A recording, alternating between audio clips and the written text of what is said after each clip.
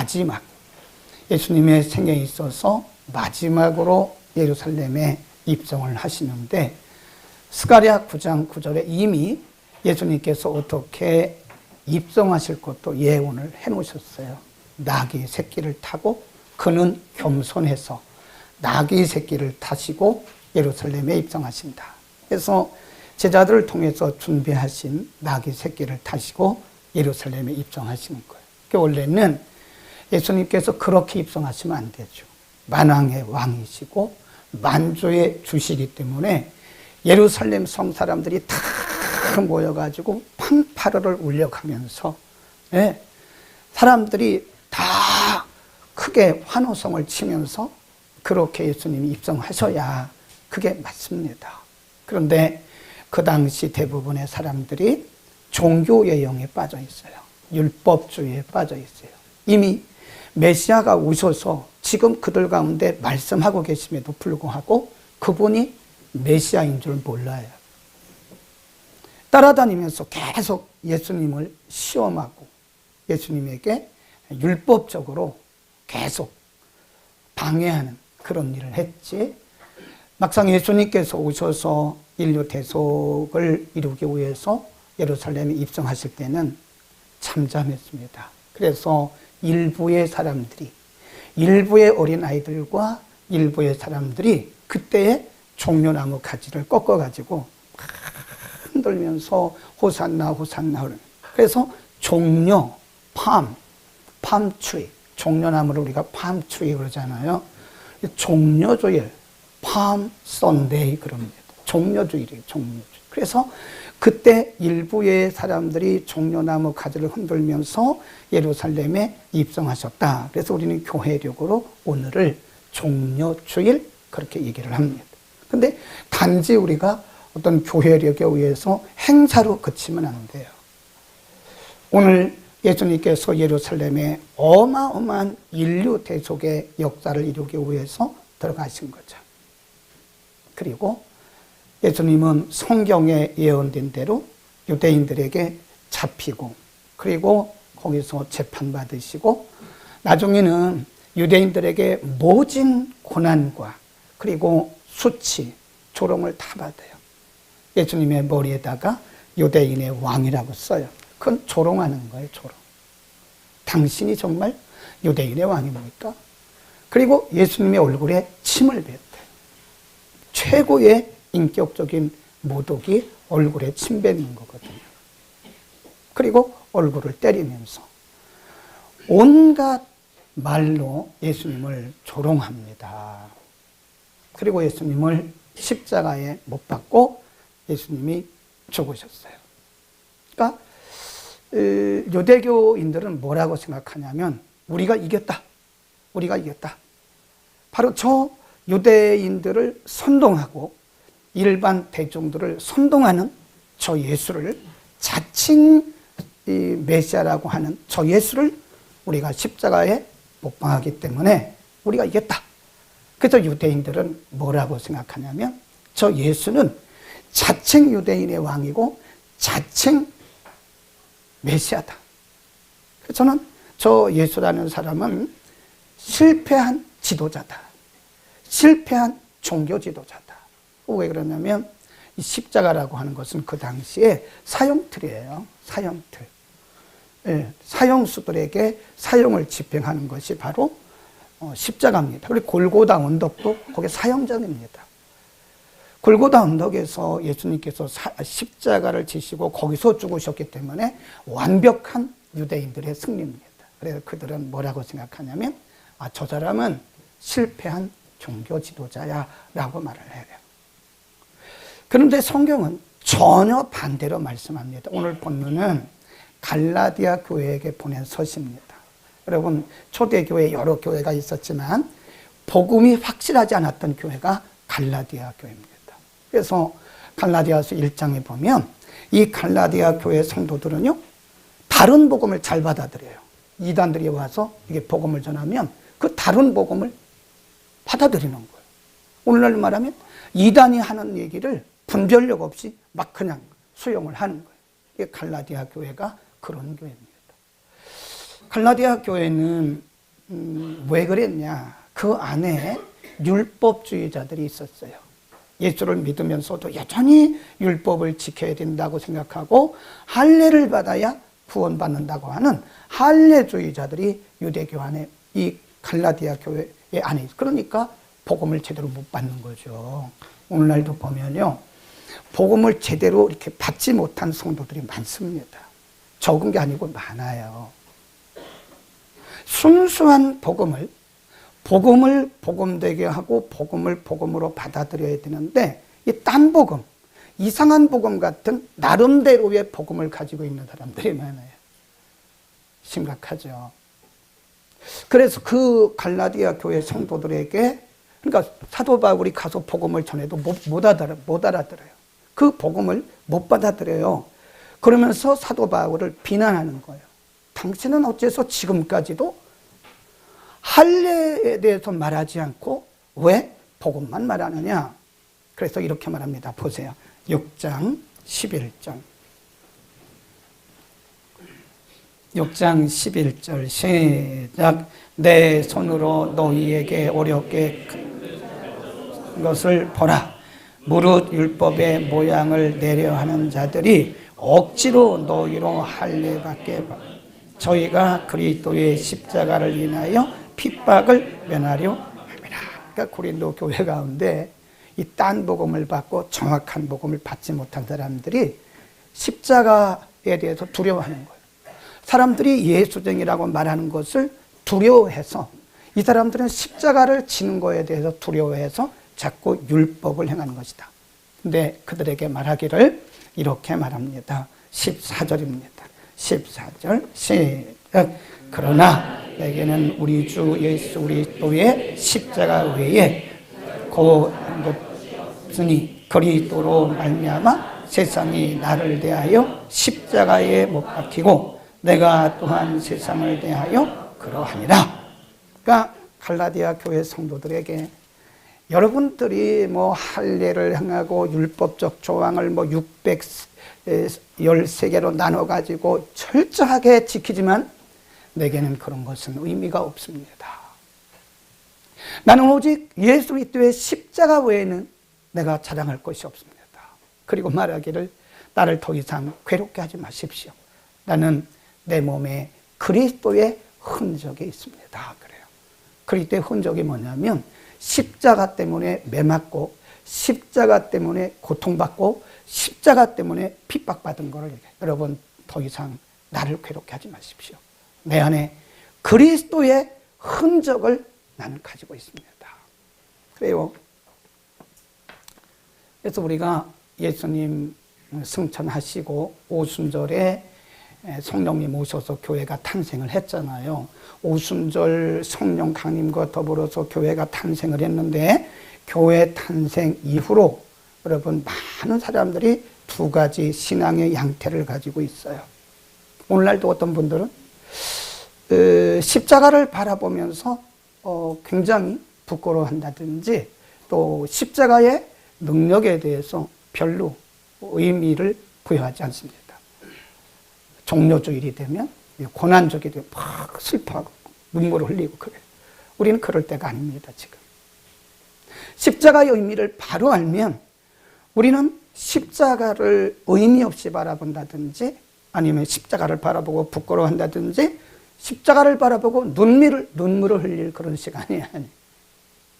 오늘 본문에 십자가의 능력에 대해서 말씀을 하고 있는데요.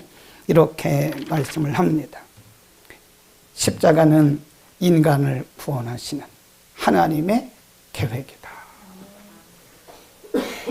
죄와 허물로 죽었던 인간은 다른 방법으로는 구원받을 만한 길이 없습니다. 어떤 길도 구원받을 만한 다른 길도 없고 방법이 없는 거예요.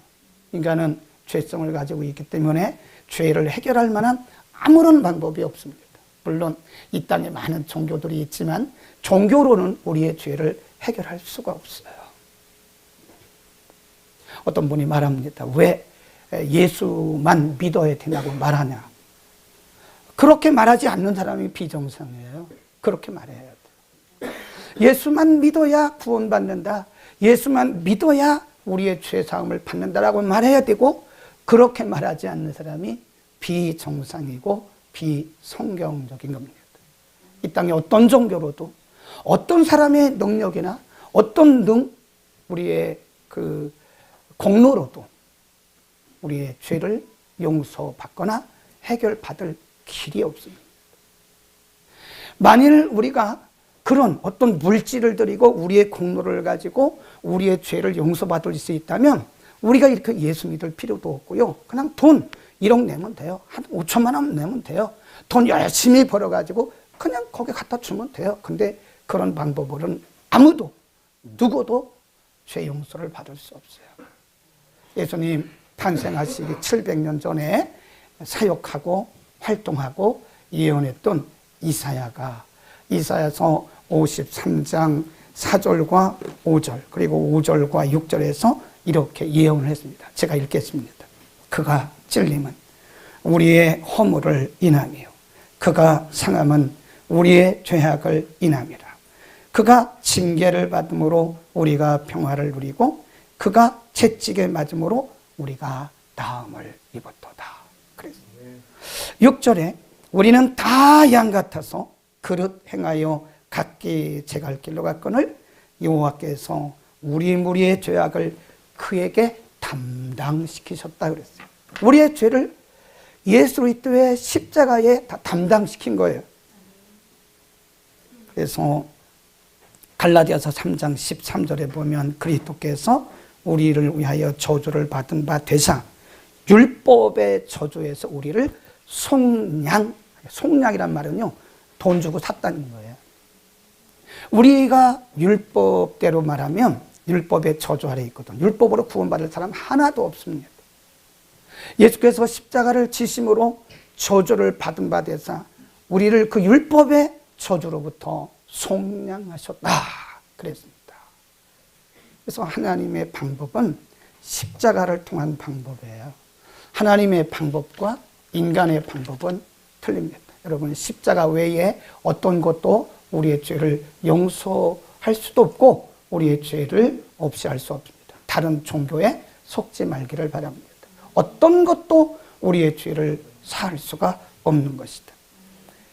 또 십자가는 우리 고린도전서 1장을 한번 펴보겠습니다. 자, 우리 조금 불편하시더라도 고린도전서 1장 22절부터 봅니다.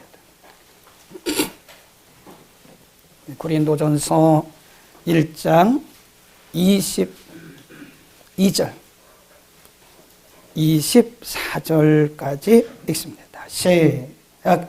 유대인은 표적을 구하고 헬라인은 지혜를 구한 우리는 십자가에 못 박힌 그리스도를 전하니 는 거리끼는 것이요 이방인에게는 미련한 것이로되 오직 부르심을 입은 자들에게는 유대인이나 헬라인이나 그리스도는 하나님의 능력이요 하나님의 지혜다. 18절에 보면 십자가의 도가 멸망하는 자들에게는 뭐래요?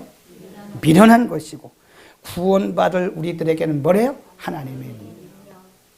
그러니까 하나님이 이 세상을 구원하시는, 인간을 구원하시는 방법은 사람과 달라요. 그래서 십자가의 도가 예수 그리스도를 믿고 또 십자가를 증거하는 이 진리가 미련하게 보여요.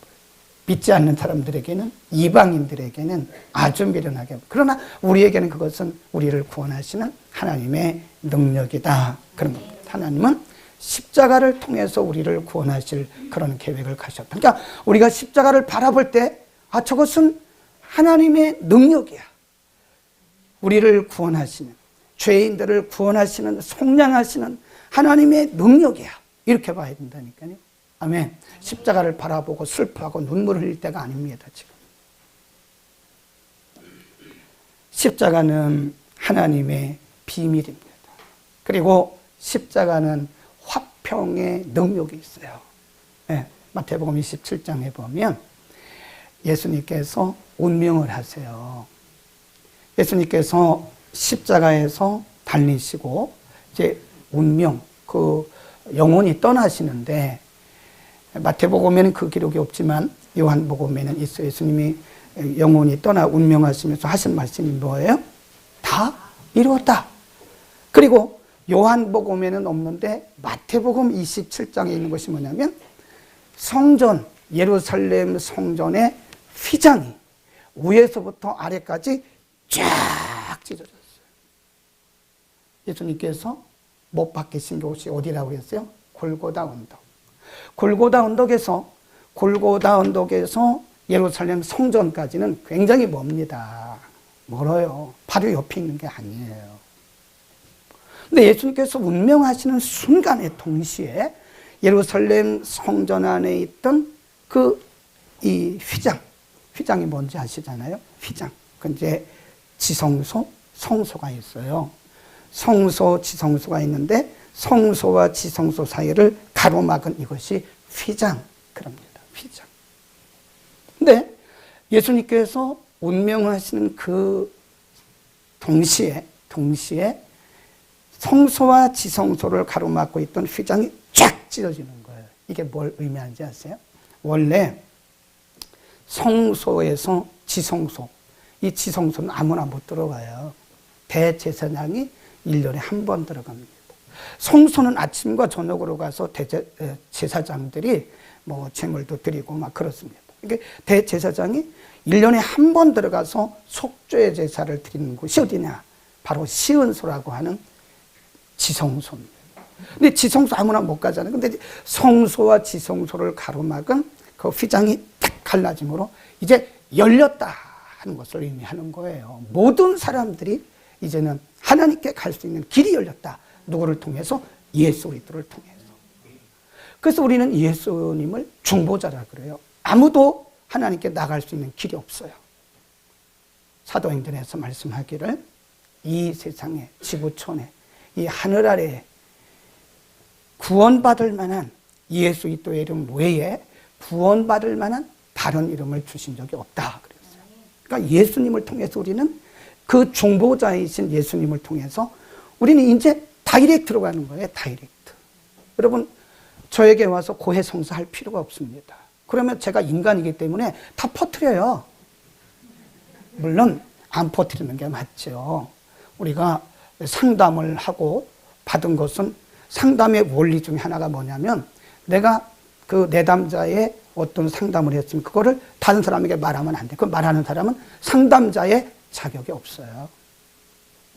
어떤 비밀은 그 사람이 죽을 때까지, 무덤에까지 갈 때까지 부인에게 말해도 안 돼요. 애들에게 말해도 안 돼요. 자기만 알고 있어야 돼요. 그런데 인간이니까요, 금방 말해버린다니까. 그러니까 여러분 저에게 와서 뭐 기도부터 하고 뭐 상담을 해도 되는데 고해성사하듯이 목사님 용서해 주세요. 그렇게 말하지. 제가 어떻게 여러분의 죄를 용서합니까? 저도 죄인인데. 아니 저도 죄인인데 어떻게 제가 여러분의 죄를 용서해요?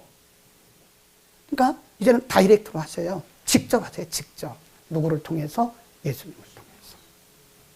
이제 우리는 예수님을 통해서 하나님께 직접 갈 수가 있는 거예요. 직접. 직접 하나님께 나갈 수 있는 길이 열리고 하나님과 인간 사이에 화목의 길이 열린 거예요. 에베소서 2장에 보면 이방인과 유대인 사이에 열렸다 그랬어요. 예루살렘 성전에 가보면요. 제가 안식일 예배 한번 가봤거든요. 근데 안식일 예배를 얼마나 오랫동안 하는지 몰라요. 그러니까 저는 이방인이잖아요. 그러니까 100불 주고 이거 쓰고 갔어요. 쓰고. 그래도 안에 못 들어가요. 이방인의 뜰이 따로 있어요. 그래서 이방인의 뜰에서 이렇게 철조망을 쳐놓고 진짜 유대인들만 그 안에 들어가고 우리같이 이방인들은 100불 주고 그 안에 입장은 했는데 머리에 뭐 쓰기는 썼는데 괜히 돈 괜히 냈어요. 100불 괜히 냈어요. 그 안에 들어가지도 못해요. 이방인의 뜰에서 철조망 치고 밖에서 이렇게 구경만 하는 거예요. 유대인들은 이방인들을 그렇게 취급했어요. 그런데 예수님의 십자가가 이거를 다 제거한 거예요. 다. 이제는 헬라인이나 유대인이나 이방이나 남자나 여자나 종이나 자유자나 아무런 막힘이 없습니다. 예수 그리스도를 통해서 우리 하나님 앞에 갈 수 있는 거예요. 아멘. 화평을 이루시는 거예요.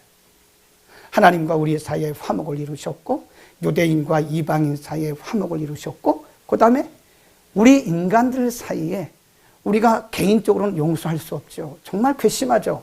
그런데 그리스도의 십자가로 용서할 수가 있는 거예요. 근데 그리스도의 십자가를 통해서 우리는 화목과 화평이 이루어지는 거예요. 자, 결론. 그러면 우리는 십자가를 어떻게 우리의 삶에 적용하고 살 것이냐. 중요한 거죠. 십자가의 능력을 우리는 힘입어야 됩니다. 아멘. 십자가의 능력을 힘입어야 돼요. 우리의 힘으로 우리가 이 세상을 이겨나갈 수가 없어요. 오늘 아침에도 말씀드렸지만 여러분, 우리는 우리의 힘으로 할 수 있는 게 아무것도 없습니다. 진짜 믿음은 언제부터 시작되느냐. 내가 아무것도 할 수 없다고 인정할 때부터 시작이 돼요. 근데 여전히 내가 뭘 하려고 하고 베드로처럼 호언장담했지만 순식간에 무너져 내리잖아요. 내가 무엇인가를 하려고 그러고 성령보다 앞서고 기도도 안 하고 내 힘으로 내 경험으로 뭐라고 하려고 하면 우리는 아직도 신앙이 시작조차 안 된 거예요. 신앙은 언제부터 시작하느냐. 나는 아무것도 할 수 없습니다. 내 힘으로 할 수 있는 것은 아무것도 없습니다. 그리고 내려놓는 거예요. 그리고 뭘 힘입어야 돼요? 십자가의 능력. 십자가의 능력을 힘입고 우리는 십자가로 승리할 수 있는 것입니다. 그 다음 우리는 어떻게 되느냐.